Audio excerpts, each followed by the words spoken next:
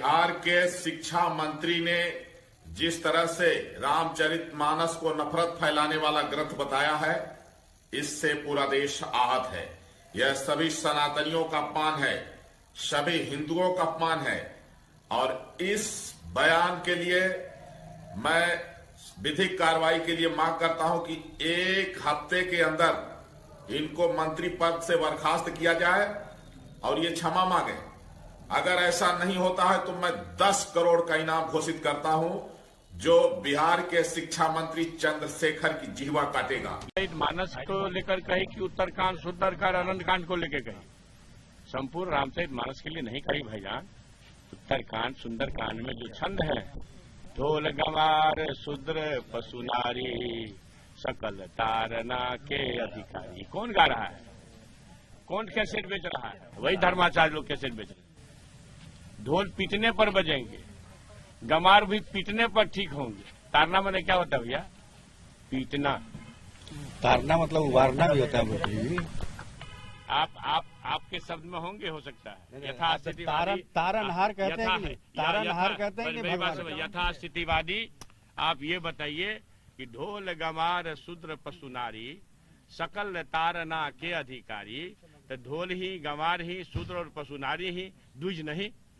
इसका मतलब द्विज को तारने की जरूरत नहीं है ना आपके हिसाब से? द्विज को तारने की जरूरत नहीं है भैया। मतलब द्विज पहले से तारे हुए हैं। कमजोर होता है, उसी को न किया जाए। मान लीजिए मनुष्य जाता है भगवान के पास कि तार दीजिए। आप मेरी बात सुनिए ना, तो ढोल ही तारने लायक है, ठीक है। ढोल जब तक गंवार ही तारने लायक है। ढोल को जब तक उसके चमड़े को टाइट नहीं कीजिएगा, बजेगा नहीं वो। ढोल ही तारने लायक है, वैसे बजेगा। वही वंचित का चमड़ा टाइट करने लायक है, नारी संपूर्ण नारी जाति का चमड़ा टाइट करने लायक। आप किस बहस में आ गए? आप हमसे इंटरव्यू करने आए हैं कि आप बहस में आए हैं? सो बताइए। अगर बहस करना है तो बहस करिए, फिर धर्माचार्य को बुला के बहस करिए। अब तारना का अर्थ हमको समझा रहे हैं, तारना का अर्थ लोगों को समझाइए। अब बात समझिए, ढोल गंवार शूद्र पशु नारी सकल तारना के अधिकारी, तो मतलब नारी ही क्यों, पुरुष क्यों नहीं तारना के अधिकारी? अगर आप सही हैं कि तारना मतलब होता है। आज भी आप नारी सशक्तिकरण क्यों करते हैं? आप पुरुष क्यों नहीं करते हैं? आप मानते हैं ना, आप सरकार में हैं, मानते हैं ना कि नारी जो है यही ना कमजोर है, क्यों उसकी जरूरत क्यों पड़ गई भाईजान? हजारों साल से जिन लोगों ने अपना एकाधिकार रखा, वो आज भी अपने एकाधिकार को सुरक्षित करना चाहता है। इसलिए महागठबंधन सरकार की महत्वाकांक्षी योजना है कि नारी को हम सशक्तिकरण करें। अब इसका मतलब क्या हम तारें? बताइए, सशक्तिकरण का मतलब तारना होता है? आप तो लगता है कहीं से द्विजवाद पढ़ के आ गए, हमसे बहस कर रहे हैं। आप बात समझ नहीं, आप समझिए। तारनहार भी सिखाया जाता है भाई, वही ना। तो भाई पुरुष क्यों नहीं? तो पुरुष क्यों नहीं तारनहार? जुबान काटने के आप लीजिए, अजय आप मेरी बात समझिए, आप मेरी बात समझिए। कौन लोग कह रहे हैं जुबान काटने की बात? जरा देखिए, जो लोग महात्मा फुले को गाली दिए हैं, जो महात्मा पेरियार को गाली दिए हैं, जो लोग बाबा साहब अम्बेडकर को गाली देते हैं, उनकी मूर्तियां तोड़ते हैं। अगर बाबा साहब अम्बेडकर की मूर्तियां तोड़ने वाले हमको गाली देते हो तो कोई बड़ी बात। साहब अम्बेडकर इस दुनिया का सबसे बड़ा संविधान गढ़ के गए, सबसे बड़ा लोकतंत्र। आखिर क्यों? दूसरे को क्यों नहीं यह सलाहियत थी? दूसरे को क्यों नहीं यह शक्ति थी? बाबा साहब अम्बेडकर इस रूढ़िवादी यथास्थितिवादी तत्वों द्वारा बनाए गए हजारों साल से वंचित समाज में पैदा हुए, मगर भारत भूमि के प्रथम छात्र हुए, जो कोलंबिया, अमेरिका के कोलंबिया विश्वविद्यालय में जाके ज्ञान का परचम लहराए। लंदन स्कूल ऑफ इकोनॉमिक्स, जो अभी भी इकोनॉमिक्स के सबसे अच्छी पढ़ाई कराता है, वहां जाके ज्ञान का परचम लहराए।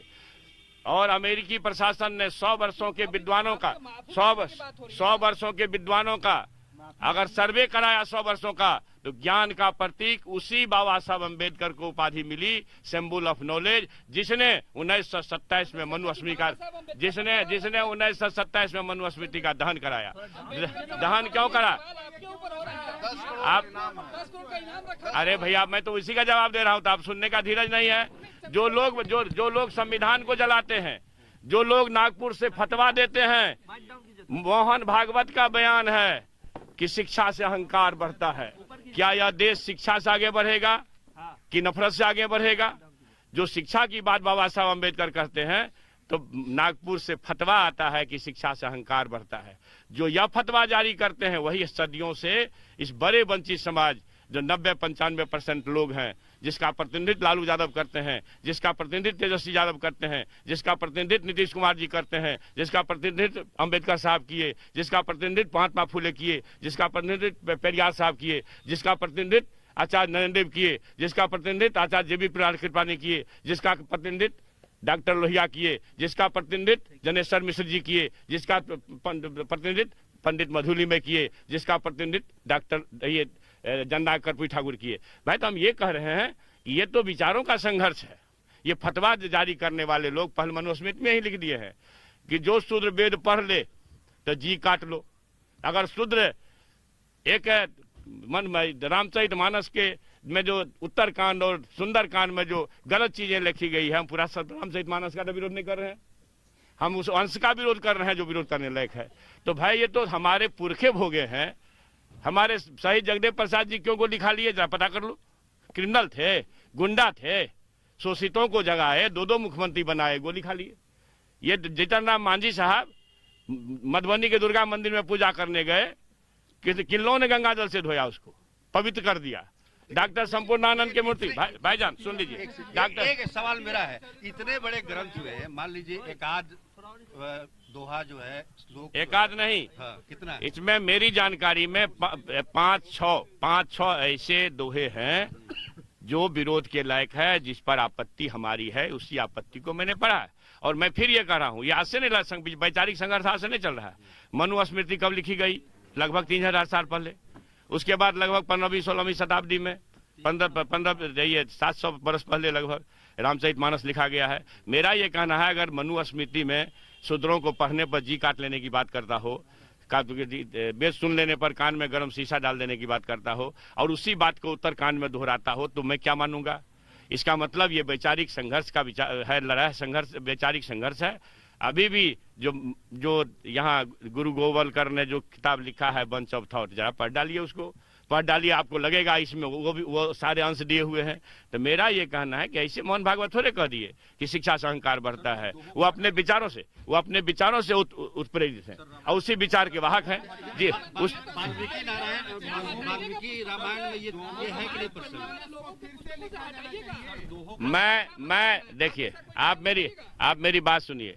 मैं सीधे तौर पर कह रहा हूं कि उत्तरकांड में जो कहा गया है, जे बरनाधम तेली कुम्हारा सपच किरात कोल कलवारा, भैया जाति का गिनती बता दिया है कि सब अधम जाति के लोग हैं। तेली, कुम्हार, कहार, कोल, कलवार, आदिवासी, दलित, नारी मुई गिरी संपत्ति नासी, मुर मुराई होई साहसी। पढ़िए तो भाईजान कि संपूर्ण नारी जाति के बारे में कहता है कि अगर घर की नारी मरे तो समझो एक चीज मरा है, थिंग, समान। नारी को समान थिंग समझने वाले लोग, इंसान नहीं समझने वाले लोगों पर आपत्ति, हमको उस विचार पर आपत्ति। बस आप मेरी बात सुन लीजिए। आप हिंदुस्तान में घूम रहे हो, अफगानिस्तान में घूम रहे हो? अब नहीं, क्यों? आप हमारी बात पर करो ना, हम दुनिया की बात क्यों करें? हमारे देश में एक चीज बताओ, 6743 जातियां हैं भारत सरकार के गजट में, और हमारे बेरोजगारों के हमदर्द, युवा आदर्श, तेजस्वी जी से आज तक वाली कोई अंजना ओम कश्यप साक्षात्कार कर रही थी, क्या कही? अब तो 48,000 जातियां हैं, कैसे गिनती होगी? तो भैंस का, गाय का, बिच्छू का, सांप का, सबका गिनती हो जाएगा भैया, और इंसान का ही गिनती नहीं होगा, जो इस देश में 95-90% 85% लोग हैं। तो आप समझ लिया आप करना क्या चाहते हैं। क्यों जातीय जनगणना का विरोध हो रहा है? कौन लोग विरोध कर रहे हैं? तो वही यथास्थितिवादी लोग, जिनके खिलाफ संघर्ष है, मनुस्मृति के खिलाफ, रामचरितमानस के उत्तरकांड और सुंदरकांड के उस छंद के खिलाफ, और गुरु गोवलकर के बंच ऑफ थॉट के खिलाफ। तो ये सारी बातें जब आ रही है तो आएगी। हमारा जी काटने का 10 करोड़ भैया किसी को दे दो, कोई तो अमीर हो जाएगा। हम तो जलने वाले लोग हैं, जो जलेगा नहीं वो निखरेगा नहीं। सुन लीजिए, जो जल सूर्य रात दिन जलता है तो दुनिया प्रकाशित होती है। हमारे लालू प्रसाद जी गरीब दुखियों के लिए जेल में बंद है, लोग उसके विचार और आदर्श को समझ रहे हैं। मेरा ये कहना है कि कोई आएगा कोई जाएगा। हम जिस ग्रंथ में, जिस अंश में आपत्ति है, उस अंश पर हमारा विरोध है, विरोध रहेगा। और मैं ये एक ही नहीं है, अधम जाति में विद्या पाए, भयहु जथा ही दूध पिलाए, क्या है मतलब है? जरा आप बता दो। अधम जाति, अभी तो दीपांकर जी न्यूज पर से कह रहे थे कि बहुजन विचारधारा को घर घर तक पहुंचाने के लिए हमारे YouTube चैनल को सब्सक्राइब करें, लाइक करें, कमेंट